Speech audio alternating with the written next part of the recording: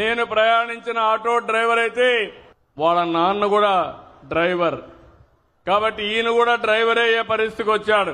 కానీ ఆ ఇద్దరి పిల్లల్ని ఆలోచించాడు. 2 కొడుకులున్నారు, ఇద్దరిని గురించి ఆలోచించాడు. నేను పడిన కష్టం నా పిల్లలు పడకూడదని ఎన్ని కష్టాలైనా చదివిస్తామని ఆ కుటుంబం ముందుకు పోయే పరిస్థితికి వచ్చారు. వాళ్ళని ఒకసారి ఇక్కడికి రమ్మంటున్నా, ఒక ఆదర్శం ఈ కుటుంబం. రండి, ఇక్కడ అందరూ నలుగురు రండి, పైకి రండి.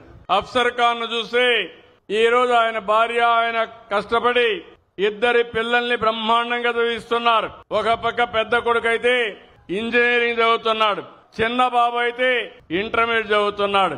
10th క్లాస్ లో స్టేట్ లో 4వ ర్యాంక్ వచ్చిన అభ్యర్థి ఈ చిన్న బాబు. ఒక ఆటో డ్రైవర్ కుటుంబం, ఒక స్ఫూర్తిదాయకమైన కుటుంబం.